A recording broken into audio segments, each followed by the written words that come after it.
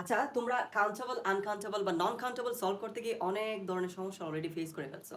তো ফেস করে ফেলছো, এটা তো প্রিভিয়াস ইয়ারে ক্লিয়ার হয়ে যাওয়ার কথা। কাউন্টেবল হয়তো সহজে যেটা গণনা করা যায় সেটা কাউন্টেবল, মানে তার আগে এ এন দিয়ে আমি যুক্তে পড়তে পারছি, কিন্তু নন কাউন্টেবলের পূর্বে কিন্তু আমি চাইলেও এটা যুক্তে করতে পারছি না। সো এটার সাথে আরো কিছু বিষয় আছে যে জোর করে কাউন্টেবলকে সরি জোর করে আনকাউন্টেবল ওয়ার্ডগুলোকে কাউন্টেবল বানানো। সো এগুলো তো আছে, স্লাইড ব্রেড যোগ করলাম।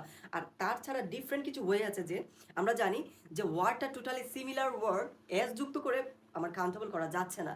এই ওয়ার্ডগুলোকে এস যুক্ত করে তো কাউন্টেবল করা যাচ্ছে, কিন্তু এটা ডিফারেন্ট হয়ে যাচ্ছে। সো আজকে এই ডিফারেন্ট ওয়ে বা ইস্যুসগুলো সলভ করার চেষ্টা করব। দেখতে থাকো এখানে কি আছে। তো এখানে ইজি কমন প্যাটার্নগুলো দিয়ে দিই যে আপনারা ক্লাস 7 থেকে পড়ে আসছেন, যে নন কাউন্টেবল কোনগুলো থাকলে, যেমন এখানে উল্লেখ আছে যে যদি আমরা বলি অ্যাডভাইস থাকলে সাজেশন হয়ে যায়, অ্যাডভাইস অ্যাডভাইস থাকলে সাজেশন হয়ে যায়, অ্যাডভাইস থাকলে সাজেশন হয়ে যায়। এরকম হাজারটাও আছে, কর্ন থাকলে কর্পস হয়ে যায়। মানে এগুলাকে কাউন্টেবল করা যাচ্ছে, কাউন্টেবল এগুলাকে করা যাচ্ছে। মেল থাকলে ইমেল হয়ে যায়, মেল থাকলে ইমেল হয়ে যাচ্ছে। আচ্ছা, মেল থাকলে ইমেল হয়ে যাচ্ছে। কিন্তু ডিফারেন্ট ইস্যুস গুলো যেখানে আসে যে জোর করে কাউন্টেবল বানানো, ডিফারেন্ট যেগুলো হয় যে জোর করে, এখানে যদি আমি লিখি একটু স্লাইড দিয়ে, যে জোর করে জোর করে জোর করে কি হবে, যে জোর করে যদি আমরা প্লুরাল বানাতে চাই, জোর করে যদি প্লুরাল বানাই, তাহলে এক্ষেত্রে কি হচ্ছে, জোর করে যদি আমরা প্লুরাল বানাই তাহলে এই ক্ষেত্রে যা হচ্ছে সেটা হবে যে আমরা এখানে স্লাইড দিতে পারি, ব্ল্যাড দিতে পারি, লোভ দিতে পারি, কাইন্ড দিতে পারি, টাইপ দিতে পারি, ব্ল্যাড দিতে পারি, লোভ দিতে পারি, ব্ল্যাড দিতে পারি, ব্ল্যাড দিতে পারি, ব্ল্যাড দিতে পারি, লোভ দিতে পারি। তারপর এখানে আমরা ইউজ করতে পারি ডিফারেন্ট স্টাইলটা কি, ডিফারেন্ট স্টাইলটা আমরা ইউজ করতে পারি সেটা হলো kind types, kind kind type. আচ্ছা, এডমিশন পরীক্ষাটা খুব চমৎকার, এই জায়গা থেকে কিন্তু একটু বেশি ইস্যুসটা আছে যে এডমিশন টাইপে যদি আমার নাউন চা কি হয়, প্লুরাল হয়, তাহলে এখানে এই কাইন্ডের সাথে কিন্তু এস যুক্ত হয়। সিমিলারলি টাইপের সাথে কিন্তু টাইপস হয়ে যায়। এডমিশনে কিন্তু এটা প্রায় সময় আসছে, আমার সময় আসছিল সম্ভবত। তো আমরা এটা পরে আসছি। তো এই অতিরিক্ত যুক্ত, মানে যেটাকে নন কাউন্টেবলটাকে কাউন্টেবল করা যাচ্ছে না, এটাকে ওই অতিরিক্ত যুক্ত এই স্লাইস বা এরকম ওয়ার্ডগুলো যুক্ত করে কিন্তু চাইলে এটাকে কি করা যায়, কাউন্টেবলে পরিণত করা যায়। যেমন এখানে যদি বলা হয়, যেমন a kind of behaviour, a kind of behaviour, behaviour. আচ্ছা, এ কাইন্ড, এখন যদি এটা না হয় টু হইতো, তাহলে এখানে কাইন্ডের সাথে কিন্তু কাইন্ডস হয়ে যেত। যেমন এখানে যদি বলা হয় টু, তখন এটা কাইন্ড হচ্ছে না, বরং এটা কাইন্ডস হয়ে যাচ্ছে, টু কাইন্ডস অফ বিহেভিয়ার। এরকম ওয়ার্ডগুলো এক্স্যাক্টলি চেঞ্জ হয়ে যাবে, চেঞ্জ হয়ে যাবে। A bar of soap, two three bar of soaps এরকম দিতে পারো। A bar of সপস,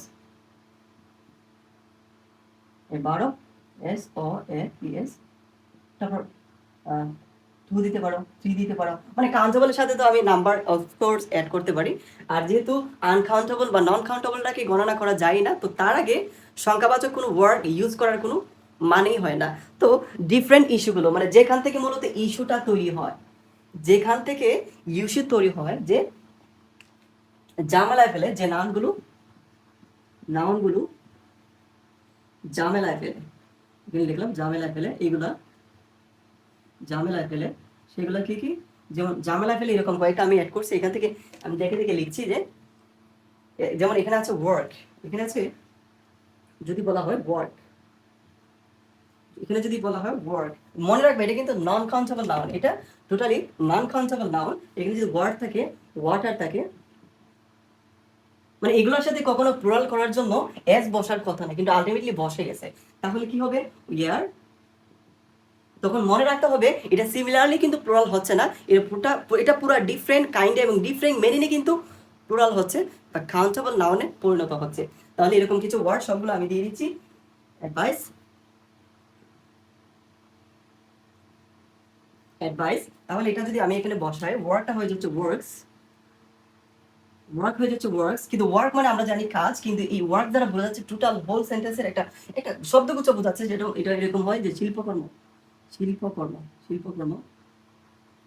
I am not sure. আচ্ছা আমার কাছে মনে হচ্ছে ওয়াটার এরকমই আসে, শিল্পকর্ম তারপর ওয়াটার থাকলে ওয়াটার হয়ে যায়।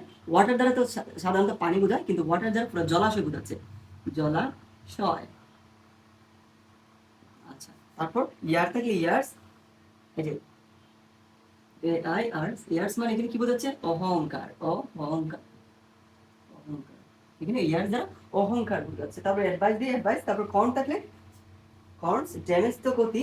আচ্ছা আমরা তো এখানে পড়েছি ড্যামেজ অর্থ ক্ষতি, কিন্তু ড্যামেজেস অর্থ, ড্যামেজেস অর্থ ওই যে এস লাগছে, কিন্তু ওয়ার্ডের মিনিংটা চেঞ্জ হয়ে যাচ্ছে, এটা হচ্ছে ক্ষতিপূরণ, ক্ষতিপূরণ, ক্ষতিপূরণ। আচ্ছা এটা এই মুহূর্তে আমার মনে হচ্ছে না অ্যাডভাইস, অ্যাডভাইসের অর্থ কি বোঝায়? অ্যাডভাইসের অর্থ সম্ভবত ব্যবসায়িক কোনো খবর বা এই ধরনের ঝামেলার সৃষ্টি হবে। তাহলে এইগুলো যদি থাকে তাহলে ভয় পাওয়ার কোনো কিছুই নেই।